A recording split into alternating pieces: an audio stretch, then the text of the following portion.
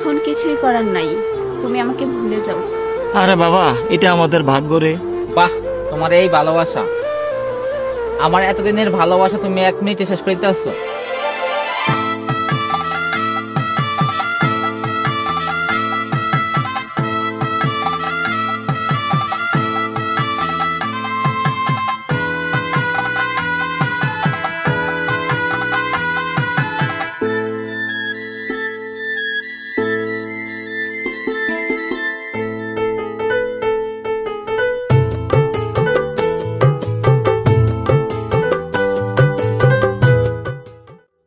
দেখো সিয়াম, তোমার সাথে আমার সম্পর্কটা রাখা আর সম্ভব হচ্ছে না।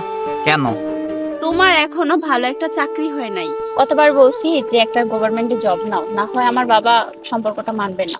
এক হয় গভর্নমেন্টে একটা ভালো জব নিয়ে আমার বাবার কাছে যাও, আর না হয় আমাকে ভুলে যাও। আচ্ছা, আমি গেলাম। তঞ্জু, কিরে, মন খারাপ করে বসেছিস কেন বাবা? ভালো লাগে না বাবা। কেন? আমরা কেন গরিব হলাম? আমি কেন গরিব হয়ে জন্ম নিলাম? উত্তর দিবা বাবা। আরে বাবা, এটা আমাদের ভাগ্য রে। এক সময় আমাদের সব ছিল, ওই নদী ভাঙ্গা সব লয়ে গেছে বাবা। তুই ছোট থাকতে তোর মা মরার পরে আমি তোকে নিয়েই বেঁচে আছি। তোর কষ্ট আমার সহ্য হয় না। দোয়া কর, একদিন তুই ঠিকই বড় কিছু হবি। আচ্ছা ঠিক আছে বাবা, চলো। চল বাবা।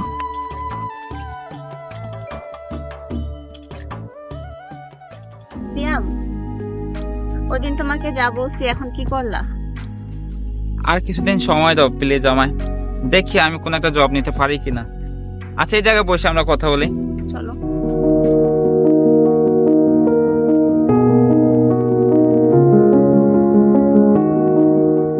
জব নিতে পারি কি না মানে? তুমি এখনো ভাবতেছো জব নিতে পারি কি না? এখন আমার বাবা সরকারি চাকরিজীবী ছাড়া বিয়ে দিবে না, সেটা তুমি হোক বা অন্য কেউ হোক। দেখো তানজু, আমাদের মধ্যবিত্ত ছেলেদের সরকারি চাকরি নেওয়াটা অনেক জটিল। আমি নিজের চোখে দেখি আমার যারা সেম বয়সে বা আমার সিনিয়র, তারাও এখন পড়াশোনা শেষ করে চাকরি খুঁজতেছে, কিন্তু চাকরি পাইতেছে না। আমি এত কিছু বুঝি না, তোমাকে যা বললাম তুমি তাই করো, আর না হয় আমাদের সম্পর্ক এখানে শেষ করে দাও।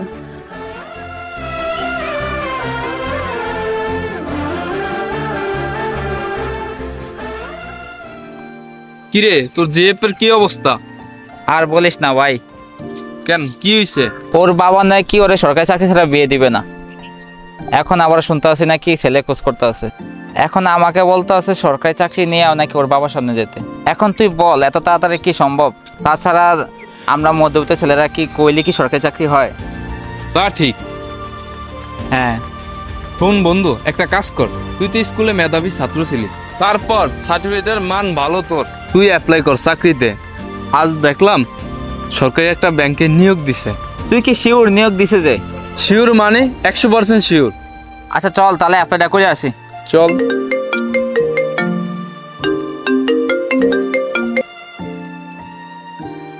হ্যাঁ, কই তুমি? আচ্ছা আসতেছি আসতেছি। কিরে বন্ধু, তানজু ফোন দিছে নাকি? হয়, ফোন দিছে দেখা করার লেগে। আচ্ছা আগে চল অ্যাপ্লাইটা করে আসি। হ্যাঁ হ্যাঁ, বলো এবার কেন ফোন দিছো? সিয়াম, আমি তোমার জন্য অনেক অপেক্ষা করছি। বাবাকে এতদিন আমি অনেক কিছু বুঝিয়ে রাখছি, আমার পক্ষে আর সম্ভব না। কাল ছেলের বাড়ি থেকে আসছে আংটি পরানোর জন্য। কি বলো এসব তানজু? তুমি ভালো করে জানো আমি তোমাকে ছাড়া বাঁচবো না। এখন কিছুই করার নাই, তুমি আমাকে ভুলে যাও। ওকে, সমস্যা নেই, ভুলে যাব। তুমি শুধু ভালো থেকো। সিয়াম, তুমি আমাকে ভুল বুঝো না, আমাকে বোঝার চেষ্টা করো। ঠিক আছে, সমস্যা নেই, ভালো থেকো তুমি তোমার নিউ হাজবেন্ডকে নিয়ে। আচ্ছা, আজকে সময় হয়ে গেছে, তাহলে আমি যাই, তুমিও ভালো থেকো।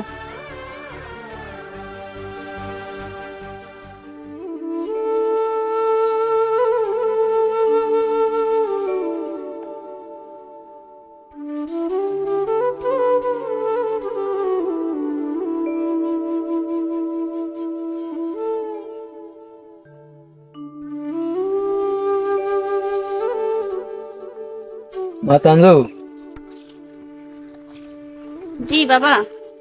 আমার শরীরটা তো ভালো না, আমাদের বাজারে ব্যাংকে থেকে কিছু টাকা উঠে আনতে পারবি মা? তোর করিম চাচা ফোন দিয়েছিল, তার নাকি ছেলের বিয়ে, কিছু টাকা লাগবে। এখন আমার কাছে চাইছে, আমি না বলতে পারি নাই, সত্য হইলো তো আমার ভাই। আচ্ছা বাবা ঠিক আছে, আমি একটু পরে গিয়ে উঠিয়ে নিয়ে আসবো। আচ্ছা মা, সাবধানে যাইস। ঠিক আছে বাবা, তুমি টেনশন করো না, এখন ওষুধ খেয়ে তুমি ঘুমাও তো। আচ্ছা মা।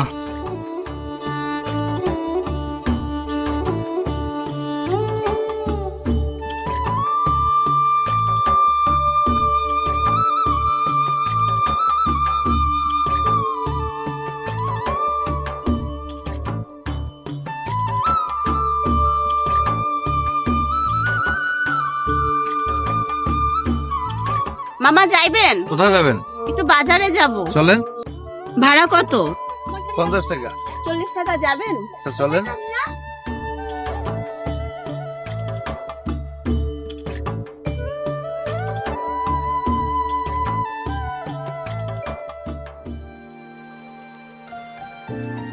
আসসালামু আলাইকুম স্যার, আসতে পারি?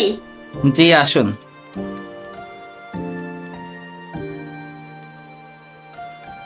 স্যার বসবো? হ্যাঁ বসুন।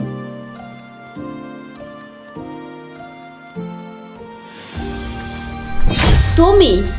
হ্যাঁ, কি করতে পারি আপনার জন্য? সিয়াম, তুমি আমাকে চেনো না? আমি তানজু। সরি, এটা অফিস, এটা আপনার বাসা না। আপনার কিছু বলা থাকলে বলেন, নয়তো আসতে পারে। সিয়াম, তুমি অনেক চেঞ্জ হয়ে গেছো। তাহলে আমি আবার আসি, ভালো থেকো। আচ্ছা ওকে।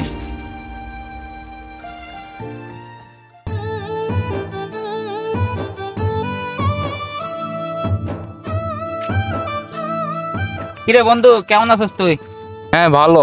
তুই তো বড় লোক হয়ে গেছস, চাকরি হওয়ার পর তো আমাকে ভুলেই গেছস। না রে বন্ধু, কাজের অনেক চাপ বুঝছস। কিছুদিন আগে বাইরে থেকে আসছি অফিসে কাজের জন্য। বাইরে থাকতে হলো অনেকদিন। তোর দিনকাল কেমন চলে তোর? এই তো ভালো চলে। ও আচ্ছা। সিয়াম, তোকে তো বলা হয় না, তুই বাইরে যাওয়ার পর তানজুর কি হয়েছে শুনছস? কই না তো, কি হইছে? তানজু ওর হাজবেন্ডকে ডিভোর্স দিয়ে দিছে। মানে কেন? তার হাজবেন্ড অনেক খারাপ, গাঁজা মদ খায়। তারপর শুনছি তানজুকে নাকি মারধর করে, আবার নাকি রাতে মদ খেয়ে বাসায় ঢোকে। তাই নাকি? হ্যাঁ, আসলে সিয়াম, তানজুর কোনো দোষ ছিল না। ওর বাবা ওরে জোর করে বিয়ে দিছে। শুনছিলাম নাকি ছেলে সরকারি চাকরি করে। তুই তো ছিলি না, তোর জন্য তানজু অনেক কান্না করছে। ও বিয়ে করতে চাই না, জোর করে বিয়ে করতে হলো। ও এখনো তোকে ভালোবাসে। ও আমার থেকে মাঝে মাঝে তোর ব্যাপারে জানতে চায়, তুই কোথায় আসস, কেমন আসস। তোরে ও এখনো ভালোবাসে বন্ধু। তুই যদি ওরে ভালোবাসস তাহলে তুই ওরে বউ বানিয়ে নিয়ে আয়। আর লেট হয়ে যাইতেছে রে বন্ধু, তোর সাথে পরে কথা বলবো আমি। আচ্ছা ঠিক আছে, হ্যাঁ ঠিক আছে, ওকে। পরে কথা হবে।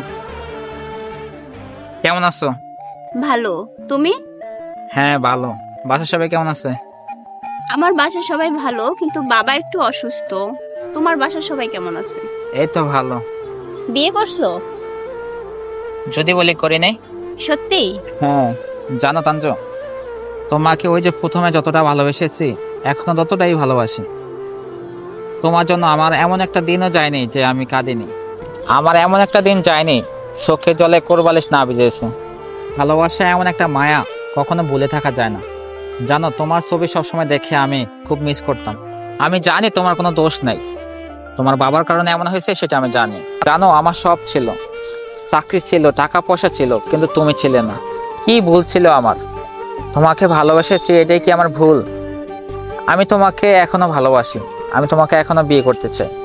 না সিয়াম, আমি চাই আমার মতো একটা মেয়ের কারণে তোমার সাজানো গুছানো লাইফটা নষ্ট না হোক। তুমি অন্য কাউকে বিয়ে করে সুখী হও। আমি যদি বিয়ে করতাম তাহলে আরো আগেই করতাম। আমি শুধু তোমাকে চাই, তোমাকে বিয়ে করতে চাই। তুমি কি পারবে আমাকে সারা জীবন তোমার বুকে আগলে রাখতে?